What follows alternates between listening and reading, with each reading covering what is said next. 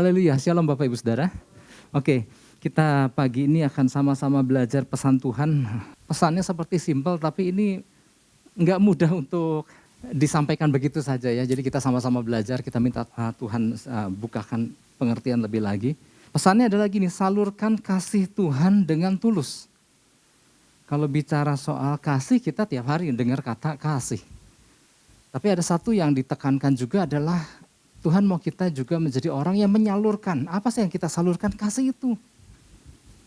Lah bukan tiap hari udah menyalurkan kasih Pak. Nanti kita akan belajar banyak tentang apa sih dimaksud dengan kasih itu. Oke, saya mau ajak kita buka Roma 12 ayat 9. Di sini ada satu kalimat singkat tapi juga mengandung sebuah ketegasan sekaligus juga teguran ya. Oke, saya mau ajak kita baca sama-sama 1 2 3. Hendaklah kasih itu jangan pura-pura. Jauhilah yang jahat dan lakukanlah yang baik. Mungkin ayat ini kita sering dengar. Tapi apa sih yang dimaksud dengan hendaklah kasih itu jangan pura-pura? Ya, jadi sedikit latar belakang tentang manusia, bahwa manusia memang diciptakan sebagai makhluk sosial yang selalu perlu berhubungan dengan sesama. Ya kan? Karena memang manusia diciptakan bukan untuk sendiri tanpa perlu orang lain, enggak. Manusia adalah makhluk sosial, ya. Dia akan menikmati dan menjalani kehidupannya sebagai manusia yang wajar kalau ia punya hubungan dengan orang lain. Itulah manusia, ya. Nah, ini juga yang membedakan antara manusia dengan makhluk lain. Ini juga yang membedakan antara manusia dengan hewan, ya. Hidup mengasihi sesama manusia adalah salah satu ciri khas orang percaya. Nah, orang percayanya ya, khususnya kita, anak-anak Tuhan, orang-orang Kristen terkenal dengan apa? Terkenal karena salah satu ciri khasnya adalah mengasihi sesama. Ya, Tuhan pasti sesama juga, itu kan dua hukum hukum terutama dan hukum yang kedua. Mengasihi Tuhan dengan segenap hati, segenap jiwa, kekuatan dan akal budi dan mengasihi. Kasihlah sesamamu manusia seperti mengasihi dirimu sendiri. Dua hal yang enggak terlepaskan dari kehidupan orang percaya. Makanya orang Kristen terkenal dengan apa? Karena mengasihinya itu loh. Nah, supaya dapat mengasihi dengan baik dan benar, nah Tuhan minta supaya kita umatnya senantiasa mendasarkan diri dengan apa? Hubungan yang erat dengan Dia. Iya kan? Manusia makhluk sosial. Untuk bisa menjalin dengan baik, perlu mendasarnya dengan kasih. Nah, untuk supaya bisa menyalurkan kasih, kita harus terhubung dengan Tuhan yang sang sumber kasih itu. Makanya Bapak Ibu Saudara, visi 2021, kalau masih ingat, saya mudah-mudahan masih ingat ya. Apa sih visi 2021? Menjadi perabot untuk maksud yang mulia. Makanya ada subvisi kan, connected to God. Artinya kita nggak bisa menjadi perabot untuk maksud yang mulia. Ya, di sini saya ketika direnungkan, oh iya, kita nggak bisa lepas dari yang namanya keterhubungan dengan sang sumber kasih. Nggak mungkin kita bisa menjadi perabot untuk maksud yang mulia. Untuk maksud yang lain mungkin bisa, tapi untuk maksud yang mulia, si kita orang percayanya ini mesti terhubung dengan pribadi Tuhan sang sumber kasih. Baru bisa menjadi perabot untuk maksud yang mulia. Ya, kalau ini mau dihubungkan dengan visi yang Tuhan berikan buat kita di tahun 2021. Nah, ini jangan sampai lupa Bapak Ibu Saudara, karena Tuhan yang kasih ini buat kita. Nah, pertanyaannya adalah apakah kita masih menjalani, masih memikul tanggung jawab untuk menjadi perabot untuk maksud yang mulia atau enggak? Udah lupa Pak, udah pandemi, udah gak ingat visi.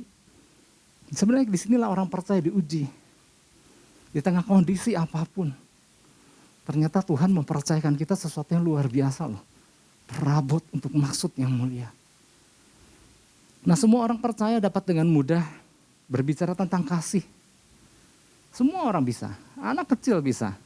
Tapi sesungguhnya gini, sesungguhnya tindakan mengasihi itu apa sih sebetulnya? Apakah semudah mengucapkannya? Ternyata enggak semudah mengucapkannya loh. Nanti kita di bagian dalam kita akan belajar apakah yang namanya mengasihi adalah Pak, aku hidup enggak punya musuh, berarti aku hidup dalam kasih. Apakah sesederhana itu? Pak, bahwa aku sering membagikan sesuatu kepada orang lain, artinya aku udah hidup dalam kasih. Nanti kita cek dulu. Karena ternyata di dalam makna kasih yang jangan yang pura-pura itu adalah benar-benar nggak boleh ada motivasi yang lain atau nggak boleh ada tampilan yang lain waktu kita melakukan itu. Nah, akhirnya di sini kita akan belajar, wah ternyata yang namanya mengasihi itu ternyata kita harus mengerti benar tindakan kita dan motivasi kita dan tujuan kita dan siapa yang dimuliakan. Gak cuma sekedar kita senyum kesana kesini karena ini Pak berbagi kasih jadi harus banyak senyum. Apakah sesederhana itu? Nah, lewat surat yang ditulis Rasul Paulus di sini kita akan memahaminya. Ya, apa yang dimaksud dengan hidup dalam kasih yang tulus, bukan yang pura-pura. Wow. Nah, untuk memahami kalimat di dalam Roma 12 ayat 9, hendaklah kasih itu jangan pura-pura, kita mau gak mau harus lihat dulu Roma 12 ayat 1-nya. Apa Roma 12 ayat 1? Di sini kita lihat, karena itu saudara-saudara demi kemurahan Allah aku menasihatkan kamu supaya kamu mempersembahkan tubuhmu sebagai persembahan yang hidup, yang kudus, dan yang berkenan kepada Allah. Karena semua itu disebut apa? Itu ibadah yang sejati. Jadi kita harus, sebelum kita membahas terlalu jauh yang ayat 9, kita harus paham dulu siapa kita. Kita adalah orang yang, apa yang dimaksud mempersembahkan tubuhmu sebagai persembahan hidup kudus dan berkenan kepada Allah. Rasul Paulus menulis ini, dia dengan sebuah penggambaran bahwa orang percaya zaman dulu adalah waktu dia datang kepada Tuhan, dia membawa korban kan, orang-orang percaya pada waktu itu. Untuk dipersembahkan kepada Tuhan. Tapi kematian Yesus yang sekali untuk selama-lamanya anak domba itu, membuat kita orang percaya udah gak usah bawa korban dalam bentuk hewan lagi. Tapi tubuh kita yang sudah dipersembahkan sebagai persembahan yang kudus, hidup dan berkenan. Nah itu yang dikatakan, itu ibadah yang sejati. Memberikan diri kita kepada Tuhan. Jadi kalau mau disandingkan dengan ayat yang lain bahwa kita udah bukan milik kita lagi karena kita udah dipersembahkan buat Tuhan. Terus kemudian dilanjut di ayat yang kedua. Saya nggak bermaksud membahas ayat demi ayat, tetapi dua ayat di atas ini penting. Kemudian dilanjutkan, jangan kamu jadi serupa lagi dengan dunia, kan udah dipersembahkan. Karena udah berubah oleh pembaruan budi. Nah kemudian baru di ayat yang keempat, kelima, keenam, ketujuh, kedelapan, kalau kita baca sendiri di situ adalah tentang jenis-jenis pelayanan. Oke, ayat 8-nya aja deh, menjelang ayat 9. Nah ayat 8-nya di situ, jika karunia untuk menasehati, baiklah kita menasehati. Siapa yang membagi-bagikan sesuatu, hendaknya ia melakukannya dengan hati yang ikhlas. Siapa yang memberi pimpinan, hendaklah ia melakukannya dengan rajin. Siapa yang menunjukkan kemurahan, hendaklah ia melakukan dengan sukacita. Jadi kalau ayat 4 sampai ayat 8 ada berbagai jenis seperti tubuh dengan anggota tubuh dengan masing-masing karunia. Yang mana masing-masing kalau punya karunia, lakukan masing-masing sesuai karunia dengan baik sebaik-baiknya. Masuklah ayat 9. Untuk melakukan itu semua, perlu ada kasih yang melandasi, tapi jangan pura-pura. Nah inilah asal-usul ayat 9 ini. Jadi kita adalah orang yang sudah ditebus. Orang yang memberikan tubuh keberadaan kita sama Tuhan dan kita adalah bukan milik kita lagi. Nah ini yang jadi pesan Tuhan. Tuhan sedang membawa kita kembali kepada pengertian yang benar tentang makna mengasihi. Tanpa disadari kasih yang dipahami oleh orang percaya hari-hari telah banyak bergeser dari pemahaman yang seharusnya. Asal udah ngasih ini itu dianggap udah berbuat kasih. Nah bagi manusia bergesernya, nah gini, bagi di pihak orang percaya nih, kan makna kasih udah bergeser nih. Bagi manusia, bagi si orang percaya bergesernya makna kasih dianggap cuma beda cara aja. Tapi di mata Tuhan ketika dia memberikan pesannya ini, di mata Tuhan itu kejahatan. Kalau kasih itu bentuknya pura-pura. Karena langsung kan, Rasul Paulus langsung menyambung, jauhilah yang jahat dan lakukanlah yang baik. Jadi waktu Tuhan memberikan pesannya, ada sikap mengasihi yang begitu indah, tetapi ada versi terangnya, ada versi gelapnya. Dua-dua terlihat indah. Tapi Tuhan melihat, kalau dilakukan secara salah, maka ada di dalam versi gelap. Wow. Jadi buat orang percaya, buat manusia, beda dikit lah. Tapi buat Tuhan, itu kejahatan. Pura-pura itu sebuah kejahatan. Nah setelah menjelaskan tentang ragam pelayanan tadi, Rasul Paulus ingin menegaskan bahwa pelayanan kepada sesama ini tidak akan bermakna tanpa kasih yang sesungguhnya. Makanya kita pernah mendengarkan di dalam 1 Korintus 13 tentang kasih kan. Di situ dikatakan, sekalipun aku dapat berkata-kata dengan semua bahasa manusia dan bahasa malaikat, kalau nggak punya kasih sia-sia semua. Jadi maksudnya harus dilandasi dengan kasih dengan pengertian yang benar. Nah sebetulnya apa sih maksud Tuhan menyampaikan pesan ini buat kita? Jadi gini, Tuhan tuh konsisten, pribadi yang konsisten. Seperti yang saya sudah sampaikan di awal, mungkin banyak yang udah lupa dengan visi menjadi perabot untuk maksud yang mulia. Tapi Tuhan gak pernah lupa. Tuhan konsisten, kalau dia memberikan visi pada kita untuk menjadi perabot untuk maksud yang mulia, maka Tuhan menekankan juga bahwa untuk menjadi perabot untuk maksud yang mulia, harus ada kasih yang melandasinya. Dan kasih itu adalah kasih yang sesungguhnya yang dimaksud Tuhan.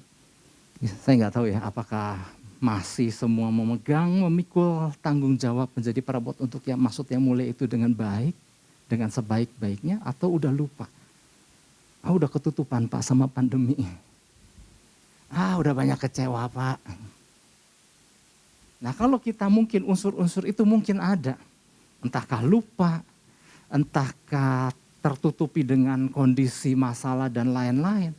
Entahkah udah banyak hal-hal lain atau kekecewaan-kekecewaan, itu mungkin aja bisa ada. Tetapi gini, di satu sisi kita tiap hari bilang, aku mengasihi Tuhan. Lucu kan? Nah ini yang dimaksud. Kadang-kadang kita di mulut terus mengasihi Tuhan, tapi apa yang Tuhan percayakan sama kita, kita udah lupa. Ada yang gak selaras di sini. Kita tiap hari bilang kita mengasihi Tuhan, aku siap melakukan apa yang Kau kehendaki Tuhan. Nah Tuhan bilang, apa yang aku percayakan sama engkau udah lupa. Nanti kita di bagian ini, kita akan belajar di bagian dalam, ternyata ada yang cuma lip service aja sama Tuhan. Kita bilang sayang terus. Nah bayangkan Bapak Ibu Saudara, nanti saya jelasin lah. Oke, beberapa hal yang perlu dipahami tentang makna kasih yang Tuhan mau kita kasih itu jangan pura-pura. Nah untuk memahami tentang makna kasih yang gak pura-pura itu, yang pertama adalah gini. Berbicara tentang kasih yang gak pura-pura, yang pertama adalah ini bicara tentang apa? Keselarasan antara kehidupan pribadi dengan kehidupan publik. Kita punya kehidupan publik nggak? Punya.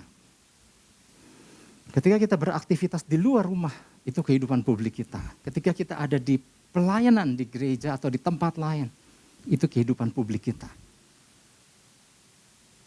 Nah sekarang pertanyaannya gini, apakah kehidupan publik kita selaras dengan kehidupan pribadi kita? Nah kata jangan pura-pura di dalam bahasa Yunaninya adalah anupokritos. Nah anupokritos ini sebetulnya digunakan, ya saya pernah jelasin lagi. Sebenarnya ini sering digunakan oleh orang-orang di Yunani kuno itu untuk apa? Istilah di dalam drama. Jadi orang-orang yang main drama di panggung kadang-kadang memainkan lebih dari satu peran. Nah di masa itu untuk memainkan peran yang berbeda, maka dia akan menggunakan topeng yang lain. Misalnya kalau dia lagi memerankan seorang anak kecil, maka dia memakai topeng anak kecil. Tapi karena memang keterbatasan pemain dan lain-lain, atau memang setiap pemain drama harus punya kemampuan untuk memerankan tokoh yang lain, maka ketika dia memerankan tokoh orang tua, maka dia memakai topeng orang tua. Bayangkan satu orang dapat memainkan lebih dari satu peran, bisa 2 atau lebih. Ini kan memang membutuhkan keterampilan khusus. Kata topeng itu dinamakan hupokritos. Kalau hupokritos, kalau kita pernah dengar bahasa Inggrisnya hipokrit. Adalah bahasa Indonesianya munafik. Bermuka dua.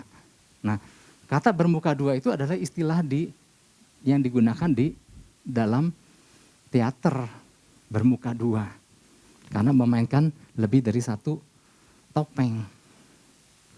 Tapi di dalam menjelaskan penggunaan kasih dalam hidup orang percaya, supaya mudah dimengerti, Rasul Paulus menggunakan kata jangan bermuka dua. Dalam pengertian sebuah teguran. Jangan memainkan 2 topeng yang berbeda. Antara kehidupan pribadi dengan kehidupan publik. Adalah 2 yang bertolak belakang. Nah ini adalah dikatakan itu orang itu sedang memainkan kasih yang pura-pura. Nah dengan dasar pemikiran itu, Rasul Paulus menekankan waktu kita melakukan kasih jangan lakukan dalam kemunafikan. Jadi dengan kata lain kasih itu seharusnya tidak bermuka dua. Kalau kita adanya kita sebagai orang percaya di dalam kehidupan pribadi, di dalam keluarga, pas kita keluar kita memainkan peran yang sama, tidak memakai topeng yang lain lagi. Nah yang sering kali membingungkan adalah ketika ada anggota keluarga lain yang lagi menyaksikan kita lagi berperan. Atau jangan kita lah, ketika melihat si orang percaya itu melakukan lebih dari 2 peran, lebih dari 1 peran. Makanya ada istilah, bukan ada istilah, pernah ada kejadian seorang istri dan anak, dia dengan marahnya membawa koper ke dalam gereja. Sehingga orang-orang di gereja bingung, Bu, koper buat apa? Ini koper siapa? Ini koper Bapak, koper gembalamu. Loh kenapa dibawa gereja? Karena di gereja dia malaikat katanya. Kalau di rumah dia sadis banget. Ini artinya membuktikan bahwa ada lebih dari 1 peran yang dia mainkan.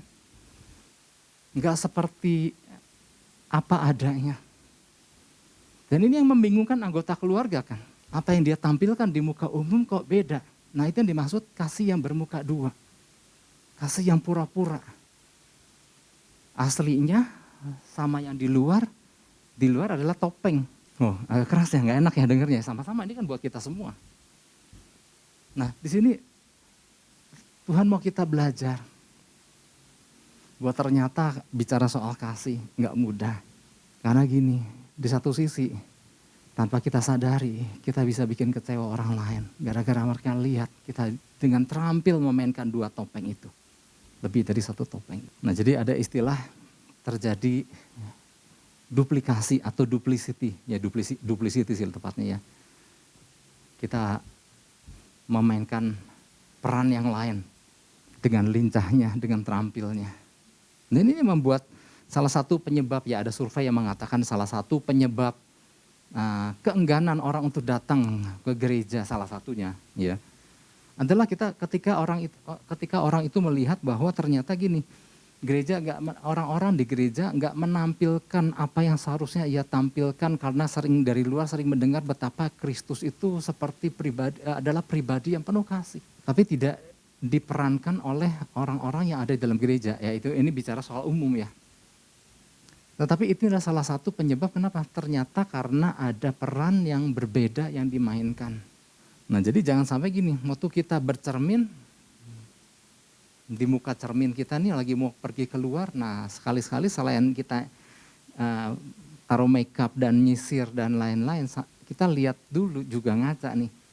Ini wajah ini memainkan peran apa adanya seperti yang Tuhan sudah berikan kepada kita atau ini lagi memainkan 2 peran.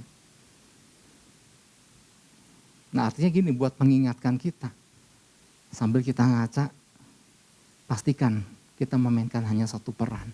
Peran seorang pribadi yang sudah ditebus, yang sudah mempersembahkan dirinya, hidupnya, persembahan yang hidup kudus dan berkenan. Sehingga orang mau lihat, orang yang di rumah lihat seperti ini, orang yang di luar lihat seperti itu sama apa adanya. Pernah dengar gak Bapak Ibu Saudara ada seorang suami, ini ada kejadian nyata meskipun filmnya ada ya. Tapi ini diambil dari kejadian nyata. Karena sebuah pelanggaran yang ada hubungannya dengan pidana sehingga polisi harus tangkap seorang pria ini. Ternyata waktu polisi ini menyelidik ke rumahnya, dia mendapatkan 2 alamat yang berbeda. Di alamat yang satu, betul bahwa si pria ini adalah suami dari 1 istri dan beberapa anak. Dan mereka adalah keluarga yang begitu harmonis dan begitu indah. Tapi alangkah kagetnya ketika polisi dapatkan alamat yang satu, adalah 1 keluarga lagi di mana prianya sama yang tadi itu, dengan istri yang berbeda, dengan anak yang berbeda. 2 keluarga yang sama-sama harmonis. Enggak mudah memainkan ini. Istri dan anak-anak begitu mengasihi suami ini. Dan di keluarga yang 1 istri dan anak begitu mengasihi suami ini. Dan dia bisa memainkan perannya sekian belas tahun. Sampai akhirnya kedua anggota keluarga ini menyadari bahwa ternyata si ayah atau si suaminya ini juga memiliki rumah tangga yang berbeda. Dan dia jalani secara bersamaan tanpa mereka tahu. Wah ini luar biasa. jagonya gitu ya. Dalam pengertian negatif, kok bisa gitu. Ternyata ada yang bisa. Nah jangan sampai ini juga diperankan oleh orang percaya dengan begitu mahir. Kadang tanpa disadari, mungkin Bapak Ibu Saudara ingat nggak ketika orang-orang yang melayani di rumah Tuhan, kita pernah mengikrarkan diri waktu kita ditahbiskan menjadi pelayan Tuhan. Yang setuju dengan apa yang Tuhan percayakan bahwa semua adalah kemurahan Tuhan. Setuju dengan aturan-aturan yang sudah ditetapkan. Tapi kemudian seiring dengan berjalannya waktu, rasanya malas banget ya melayani ya gitu. Dan akhirnya kemudian kita tetap melayani tapi dengan udah berat hati, tetapi begitu sampai di gereja kita begitu indah memainkan bahwa seperti nggak ada masalah. Aduh sukacita banget ya loh, gitu, tapi bawa ke rumah, aduh males banget sih sebenarnya gitu. Hati-hati, jangan sampai kita memainkan peran yang berbeda. Hanya dua pribadi yang tahu, minimal Tuhan dan anggota keluarga. Itu yang pertama. Jangan pura-pura adalah keselarasan berbicara, keselarasan antara kehidupan pribadi dan kehidupan publik. Itu yang pertama. Yang kedua, kasih yang tidak pura-pura ini berbicara tentang keselarasan antara perkataan dan tindakan. Ayatnya sama ya dua-duanya di Roma 12 ayat 9. Hendaklah kasih itu jangan pura-pura, jauhilah yang jahat dan lakukanlah yang baik. Nah yang kedua ini adalah gini, ketika ada orang yang kita tahu dia mengasihi kita. Dan bahkan orang itu mungkin gak segan-segan untuk mengatakan bahwa dia sangat mengasihi kita. Tapi tanpa setahu kita di belakang dia bergosip tentang kita gitu. Mungkin ini ada banyak lah di kisah drama atau di dalam kehidupan nyata ada banyak. Di belakang dia membicarakan hal yang buruk tentang kita. Dan alangkah terkejutnya kita ketika mengetahui bahwa ternyata apa yang berarti kata mengasihi yang dia pernah sampaikan kepada kita bukan arti dalam maksud yang sebetulnya. Kalau ternyata di belakang dia menjelek-jelekan kita. Ya. Ini contoh aja ya, jangan melotot sama saya. Alangkah terkejutnya waktu kita datang dan kita konfrontasikan, dia berkata, enggak, aku memang mengasihi engkau. Tapi ketika disertai dengan bukti dan lain-lain, ternyata memang betul dia mengatakan hal yang buruk tentang kita. Artinya di sini kita mulai melihat ada sebuah kejanggalan. Nah Rasul Paulus lagi menggambarkan ini, seharusnya ini tidak terjadi dalam kehidupan orang percaya. Karena ini adalah dikatakan ini adalah kemunafikan dengan level yang menyedihkan. Ya, kalau ada istilah makan mie level pedas 1, 2, 3. Nah ini levelnya ini adalah level yang meresahkan. Jenis kepura-puraan yang meresahkan. Karena bayangkan di satu sisi kita berkata kita mengasihi orang itu tapi tanpa setahu orang itu kita jelek-jelekin orang itu. Ternyata ini levelnya level super pedas. Kalau itu mie.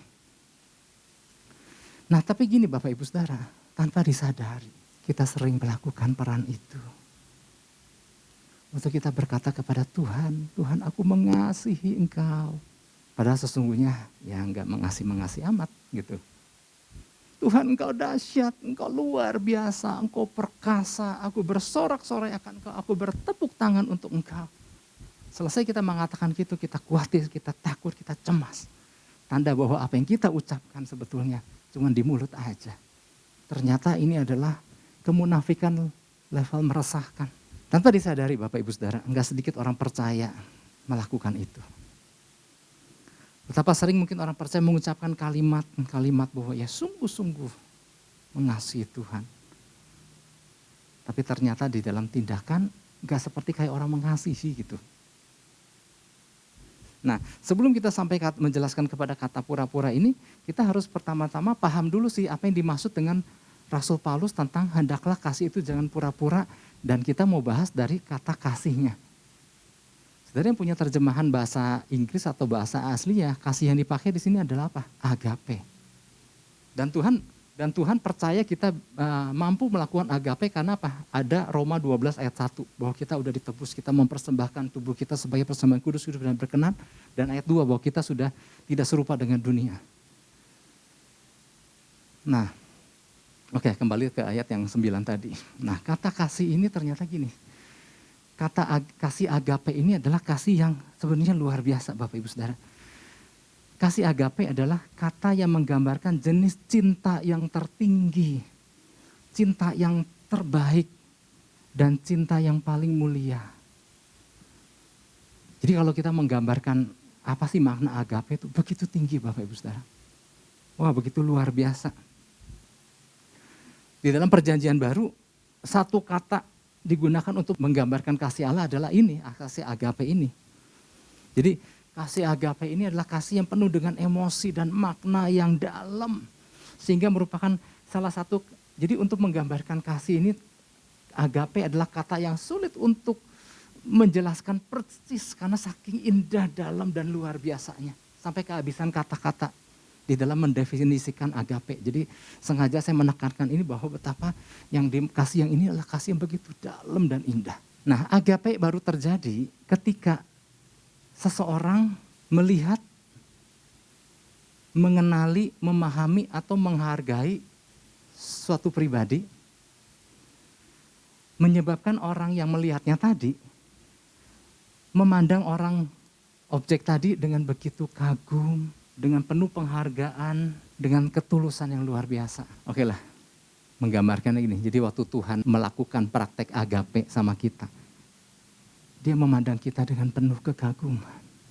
Dia sayang banget sama kita. Saking dia sayang, saking dia cinta, karena kita diciptakan untuk melaksanakan kehendaknya. Karena kita dibuat sesuai dengan gambar dan rupa Allah. Tapi si manusia ini udah jatuh karena dosa kan. Tapi Allah begitu, betapa Allah melihat manusia yang udah jatuh dalam dosa ini tetap dengan kasih agape, dia melihat begitu sayang.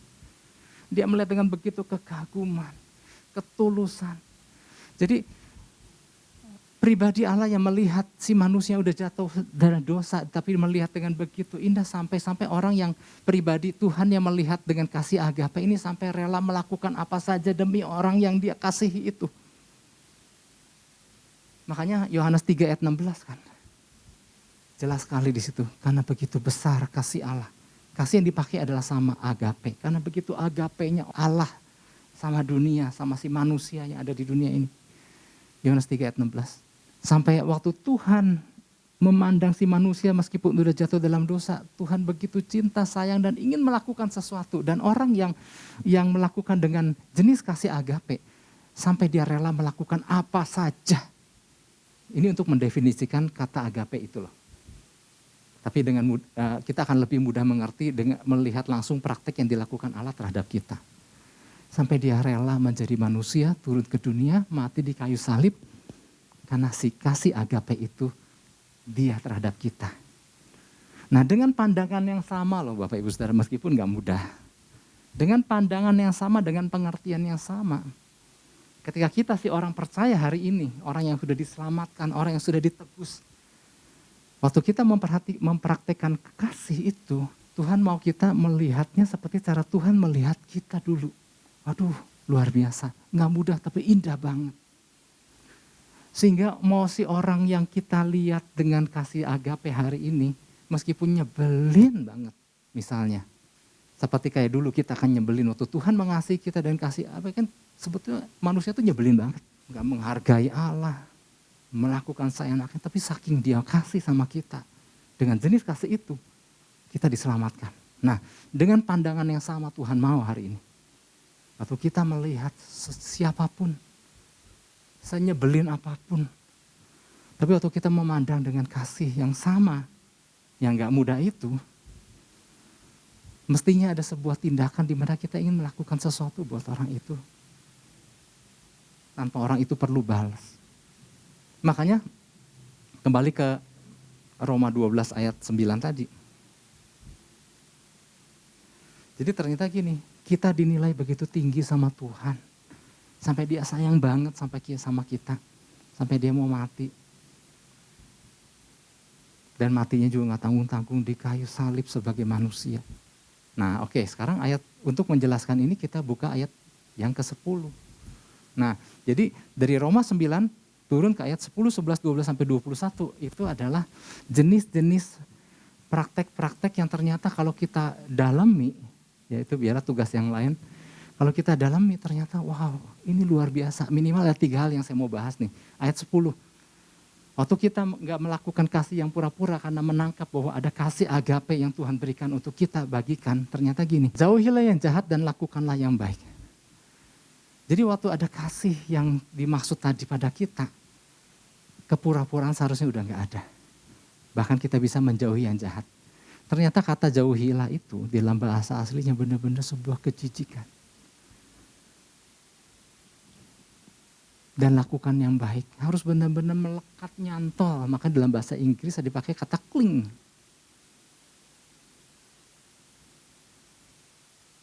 Oke, saya mau jelasin yang 10 deh kalau gitu. Yang 10. Hendaklah kamu saling mengasihi sebagai saudara dan saling mendahului dalam memberi hormat. Ternyata hendaklah kamu saling mengasihi sebagai saudara. Jadi ketika kita melihat saudara misalnya ya, siapapun. Ya sama-sama kita belajar. Kita harus melihatnya dengan sebuah kasih yang luar biasa dan saling mendahului dalam memberi hormat. Seringkali gini kan, kalau dia nggak menghormati, aku malas kasih hormat. Tapi di sini dikatakan sampai orang itu nggak menghormati kita sekalipun. Sekalipun orang itu nyebelin banget, sekalipun orang itu berbuat jahat terhadap kita. Karena kita udah punya modal kasih tadi, maka kita tetap bisa melakukan dengan apa yang seharusnya kita lakukan. Yang ke-11, nah sebenarnya saya mau jelasin juga yang 11. Janganlah hendaknya kerajinanmu kendor. Biasanya kan ayat ini kita bahas secara berdiri sendiri, tapi waktu kita udah bahas dari ayat 9, nah kita mulai ngerti, janganlah hendaknya kerajinanmu kendor. Biarlah rohmu menyala-nyala dan layani Tuhan. Maksud Rasul Paulus di sini kan, gak mungkin orang yang udah ditebus sama Tuhan yang tidak menjadi serupa dengan dunia. Bahkan roh Allah ada di dalam dirinya. Gak mungkin jadi kendor. Makanya kalau ada orang yang merasa udah malas lah melayani lah, gak ikut-ikut Tuhan udah malas. Sebetulnya dia sudah kehilangan banyak hal. Sudah kehilangan bahwa dia sudah ditebus. Sudah kehilangan bahwa dia tidak seharusnya menjadi serupa dengan dunia. Karena muatan dunia itu yang membuat akhirnya kita kehilangan kasih dan kemudian segala sesuatunya akhirnya jadi kendor tentang Tuhan. Dan kemudian kita masih mencoba melayani. Nah disitulah dikatakan kepura-puraan terjadi. Jadi kalau orang percaya sungguh-sungguh di dalam Tuhan dan nangkep rencana Tuhan sebetulnya gak pernah ada kekendoran. Oleh sebab itu kita juga sama-sama mengecek. Adakah hari-harinya kita dengan begitu terpaksa melayani Tuhan? Kita diingatkan, saya gak tahu sih ya yang mana ya. Tetapi lewat pesan ini, Tuhan lagi mengajarkan kita. Kita harus menampilkan, bukan menampilkan, kita harus menghidupi. Bahwa kasih yang Tuhan udah kasih demikian luar biasa buat kita. Itu sebetulnya kasih itu hidup di dalam kita. Waktu kita terhubung. Sehingga waktu kita dipercayakan untuk melakukan sebuah tugas. Yang membawa nama Kristus. Seharusnya kita dengan bangga. Dengan semangat. Dengan gairah. Bukan dengan topeng yang bermacam topeng itu. Oleh sebab itu mari Bapak Ibu Saudara, saya gak panjang lebar. Tuhan mau kita lewat pesannya nangkap kembali makna sesungguhnya dari apa yang dimaksud dengan kasih Kristus itu. Kalau kita ada hari ini, kita hasil dari produk ada Allah yang mengasihi kita dengan kasih yang sama itu. Kalau hari ini 17 Agustus, sengaja dikait-kaitin.